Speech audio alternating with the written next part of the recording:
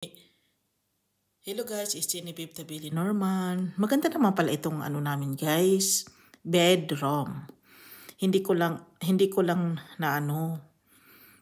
talaga nakikita ng buong buo kasi somewhat discovering. Magaling naman yung asawa ko pagdating sa designing talaga. Edukado kasi yung napangasawa ko. Hindi pa niya nakuha yung pinaka-elegance ng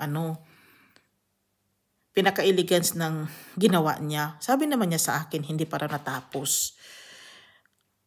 Naman yung asawa ko, parang gwapo siya at saka gwapo yung mga nagawa niya sa buhay niya. Kaso lang talaga, the problem is, if there is a person na maiinggit na lang sa'yo, tapos ikaw na lang yung focus para painisin ka dahil inggit na inggit pala. Yung TV ha, in fairness, bago yan. LCD yan. Yung wall, bago yun. Wallpaper, bago. Yan. Bago yan. Huwag kayong mag-alala dyan. Yan. Iwan ko kasi nangyayari dyan. Hindi ko na maintindihan. There is deformation here.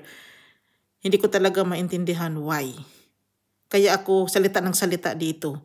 Expectation to my husband is very high. But it's okay. Naiintindihan ko naman yung asawa ko. Kaya nga ako nag-asawa sa kanya dahil for better or worse, till death do us part siguro yung sa akin talaga guys. Iwan ko na lang.